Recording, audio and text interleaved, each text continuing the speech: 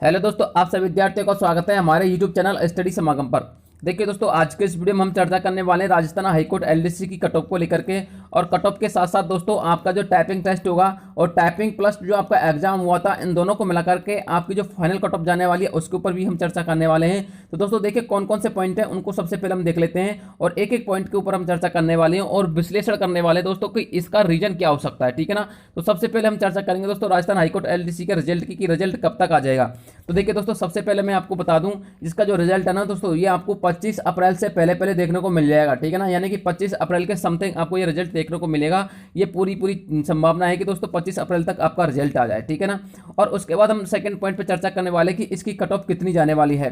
देखिए दोस्तों, आज के इस वीडियो बनाने का एक ही उद्देश्य है कि आपको सही एवं सटीक कट ऑफ के बारे में थोड़ा सा पता चल जाए। यानी कि दोस्तों आपको ये वीडियो बिल्कुल सही एवं सटीकता की ओर लेके जाएगा और आपको ये भी बताएगा कि इसकी रियल कट ऑफ क्या रहेगी। और यदि मैं इसमें कट ऑफ कम बताता हूं तो उसका रीजन भी बताऊंगा कि इसकी कट ऑफ कम क्यों जाने वाली है। और यदि मैं कट ऑफ ज्यादा बताता हूं तो उसका भी रीजन बताऊंगा कि इसकी कट ऑफ जो ज्यादा है क्यों रहने वाली है। ठीक है ना। और साथ में दोस्तों मैं आपको बता दूं, इसमें अपने कुछ विद्यार्थी ऐसे थे जो पुराने विद्यार्थी थे, यानी कि जिन्होंने 2022 का एग्जाम दिया था और उन्हीं विद्यार्थियों ने जो है 2023 का एग्जाम दिया है। तो उनका एक्सपीरियंस क्या कहता है दोस्तों, इस बेस पे मैं आपको कट ऑफ बताऊंगा। यानी कि मैं आपको ये भी बताऊंगा कि जो 2022 का एग्जाम था या फिर 2023 का जो एग्जाम था उनमें किस में डिफिकल्टी ज़्यादा है, कितने परसेंट की डिफिकल्टी ज़्यादा है। ठीक है ना। और कट ऑफ कम या फिर ज़्यादा जाने के चांस क्यों हैं। तो ये वीडियो आपको सही एवं सटीकता की ओर लेके जाएगा। इसलिए दोस्तों आप सभी से मेरा निवेदन है कि यदि आपको ये हमारा वीडियो पसंद आता है तो प्लीज़ इस वीडियो को अपने दोस्तों के साथ शेयर जरूर कीजिएगा, ताकि उन विद्यार्थियों को भी पता चले कि सही एवं सटीक कट ऑफ कितने जाने वाली है। ठीक है ना। क्योंकि इस वीडियो के माध्यम से ना तो मेरा ऐसा कोई मोटिव है कि सिर्फ मैं व्यूज कमाने के चक्कर में आपको कम ज्यादा कट ऑफ बता दूं। ठीक है ना। ऐसा कोई उद्देश्य नहीं है, आपको सही एवं सटीक जानकारी मिले, इसका सिर्फ यही उद्देश्य होता है। और साथ में दोस्तों आप सभी विद्यार्थियों से मेरा निवेदन है कि यदि आप हमारे चैनल पर पहली बार विजिट करते हो तो प्लीज इस चैनल को सब्सक्राइब किए बिना मत जाना, क्योंकि इस चैनल के माध्यम से दोस्तों आपको बहुत सारी जानकारी देखने को मिलेंगी और साथ में आपको बहुत सारा स्टडी मटेरियल दोस्तों बिल्कुल फ्री में प्रोवाइड करवाया जाएगा। ठीक है ना।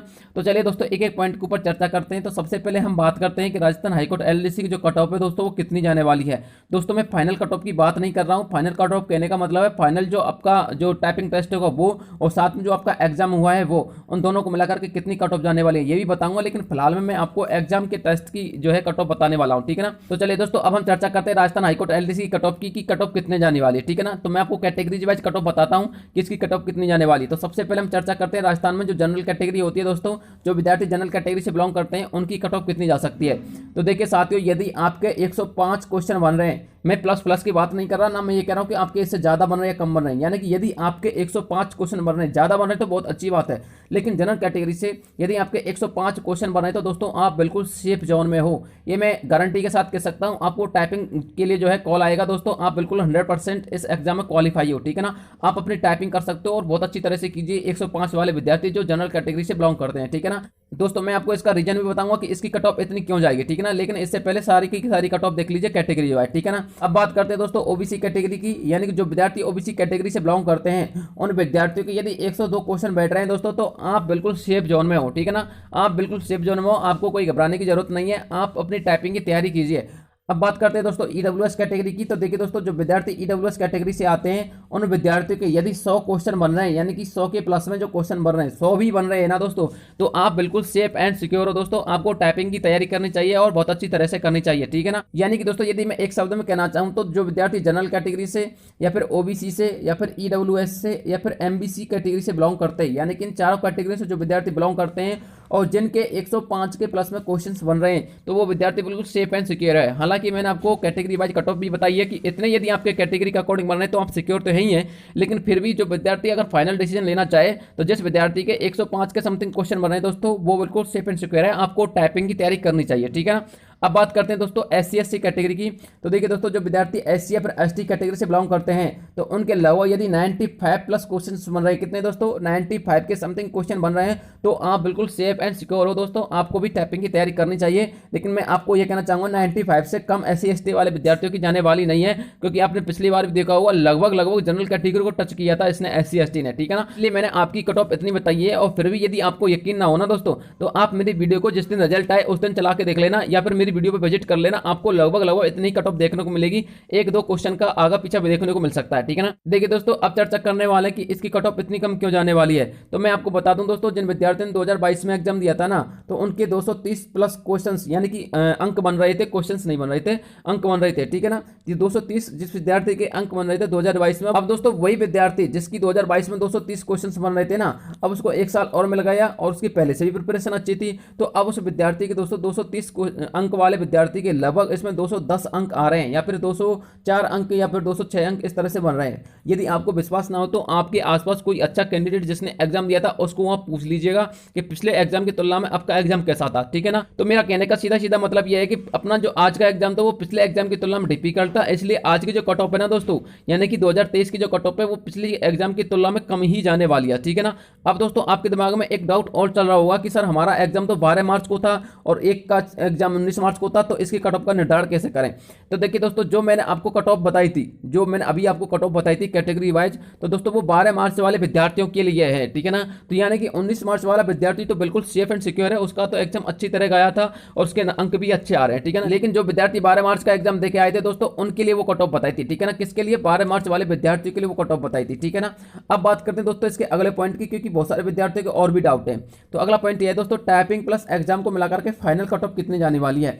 तो देखिए दोस्तों, जिस विद्यार्थी के सिर्फ पासिंग मार्क आ रहे हैं, सपोज कीजिए एससी कैटेगरी की 95 क्वेश्चन गई, यानी कि कहने का सीधा सीधा मतलब है 190 अंक उसकी जाती है कट ऑफ। अब उसका एग्जाम रह जाता है टाइपिंग टेस्ट वाला, तो अब टाइपिंग टेस्ट में उसको कितने लेके आने पड़ेंगे। तो देखिए दोस्तों, यदि उसके सिर्फ पासिंग मार्क्स आए हैं तो टाइपिंग टेस्ट में 95 अंक तो लेके आने ही पड़ेंगे, यानी कि 190 क्वेश्चन 190 अंक ये मिला लीजिए और 95 अंक ये मिला लीजिए, ठीक है ना। तो इन दोनों को मिलाकर के इतनी आपकी कट ऑफ जाने वाली है। और सपोज कीजिए किसी विद्यार्थी के 190 अंक की जगह 195 अंक आए, ठीक है ना, और कट ऑफ गई है 190 अंक, तो उस विद्यार्थी को सिलेक्शन लेने के लिए, यानी कि फाइनल सिलेक्शन लेने के लिए कम से कम 90 अंक तो टाइपिंग में लेके आने ही पड़ेंगे, तब जाके उसका फाइनल सिलेक्शन होगा। तो इस तरह से आपकी फाइनल कट ऑफ जाने वाली है दोस्तों, ठीक है ना। अब बात करते हैं अगले पॉइंट की। अगला है दोस्तों, आपको टाइपिंग में किसको कितने अंक लेके आने पड़ेंगे। तो मैंने अभी आपको बताया था कि जितनी आपकी कट ऑफ जाती है दोस्तों, सपोज कीजिए यदि आपके सिर्फ पासिंग मार्क आए हैं तो आपको कम से कम 95 अंक तो लेके आने ही पड़ेंगे, तब जाके आप फाइनल सिलेक्शन तक पहुंचोगे, ठीक है ना। और फाइनल सिलेक्शन तक पहुंचने का सीधा सीधा मतलब है 95 अंक। तो 95 अंक का दोस्तों सीधा सीधा मतलब है कि आपकी टाइपिंग स्पीड बहुत अच्छी होनी चाहिए और आपका एफिशिएंसी का जो नॉलेज है दोस्तों बहुत अच्छा होना चाहिए। लेकिन दोस्तों अब आपके दिमाग में एक डाउट और चल रहा होगा कि सर ये तो हमें पता ही नहीं है कि हमारे अंक कितने आएंगे। सपोज कीजिए यदि हमारे अंक 190 गई कट ऑफ और 190 अंक आए तो हम क्या करेंगे उस कंडीशन में। देखिए दोस्तों, कम से कम आपकी टाइपिंग अब इस वक्त तो 30 या फिर 35 प्लस तो हो गई होगी, क्योंकि आपको एक मंथ मिल गया है, ठीक है ना। अब 30 या 35 प्लस हो गई होगी और जिस विद्यार्थी के सिर्फ पासिंग मार्क आए हैं दोस्तों, तो मैं दावे के साथ कह सकता हूं यदि आपकी टाइपिंग हिंदी में 30 और इंग्लिश में 35 है ना दोस्तों, फिर भी आप फाइनल सिलेक्शन ले जाओगे। फाइनल सिलेक्शन कैसे ले जाओगे दोस्तों? 30 और 35 को दोस्तों 65 और 70 करने में ज़्यादा टाइम नहीं लगेगा, हमको 8 से लेकर के 10 घंटे टाइपिंग कर लेंगे, फिर भी हम सिलेक्शन दे जाएंगे, ठीक है ना। तो कम से कम आपकी जो आपका अपना फाइनल रिजल्ट आता है तो उस समय तक आपको 30 और 35 टाइपिंग तो कर लेनी चाहिए। आप टाइपिंग तो फिर भी कीजिए। मैं आप सभी विद्यार्थियों को बता रहा था कि जितनी भी कट ऑफ जाती है उसको वो कोई मायने नहीं रखती कि कितनी कट ऑफ जा सकती है, लेकिन फिर भी आप टाइपिंग कीजिए, पता नहीं किस विद्यार्थी का कब नंबर आ जाए, ठीक है ना, पता नहीं कट ऑफ कितनी कम चली जाए। इसलिए आप कम से कम 30-35 तो टाइपिंग बना लीजिए, ज़्यादा नहीं तो, ताकि आपको आने वाले जो फ्यूचर में सिलेक्शन हो गया आपका इस एग्जाम में तो आपको कम से कम समस्या तो नहीं आएगी। इसलिए दोस्तों आप सभी विद्यार्थियों से मेरा ये कहना है कि आप अपनी टाइपिंग पर फोकस कीजिए, कम से कम 30-35-40 तो स्पीड कर ही लीजिए, ठीक है ना। अब बात करते हैं दोस्तों अगले पॉइंट की। अगला पॉइंट है केवल पासिंग मार्क्स लाने वाले विद्यार्थी क्या करें। यानी कि बहुत सारे विद्यार्थी ऐसे हैं जिनके सिर्फ पासिंग मार्क्स आएंगे 190 अंक। तो दोस्तों मैंने अभी उस विद्यार्थी के लिए ही बताया था कि यदि किसी विद्यार्थी के 190 कट ऑफ गई है और 190 अंक आ रहे हैं तो उसको सिलेक्शन कैसे लेना। हालांकि दोस्तों मुझे पता है कि जब तक फाइनल रिजल्ट नहीं आ जाता तब तक टाइपिंग करने में मजा नहीं आता है, ना ही टाइपिंग करने में मन लगता है, ठीक है ना। लेकिन फिर भी दोस्तों आपसे विद्यार्थियों को बता दूं, जिस विद्यार्थी को सिर्फ इतने ही नंबर आए और वो सिलेक्शन ले जाए तो इसके लिए कम से कम सिलेक्शन लेने के लिए कम से कम आपकी 30 से लेकर के 35 टाइपिंग तो होनी चाहिए। यानी कि यदि आप एग्जाम क्वालिफाई करने के करीब हो तो कम से कम 30-35 की स्पीड तो दोस्तों बना लीजिए। उसके बाद आपको 1 महीना 10 दिन मिलेगा दोस्तों। कितना मिलेगा?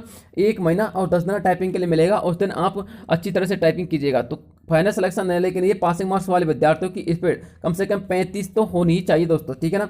अब बात करते हैं अगले पॉइंट की दोस्तों। अगला पॉइंट है दोस्तों, यदि आप हमारे चैनल पर पहली बार विजिट करते हो तो प्लीज़ इस चैनल को सब्सक्राइब किए बिना मत जाना दोस्तों। आप सभी विद्यार्थियों के लिए इतनी मेहनत से वीडियो बना के लेकर आते हैं और एक वीडियो बनाने में बहुत टाइम लगता है दोस्तों। तो इसलिए आप सभी विद्यार्थियों से मेरा करबद्ध निवेदन है कि प्लीज़ इस चैनल को सब्सक्राइब करना और अपने दोस्तों के साथ इस वीडियो को शेयर किए बिना मत जाना, ठीक है ना। मिलते हैं आपसे नेक्स्ट वीडियो में, तब तक के लिए जय हिंद जय भारत।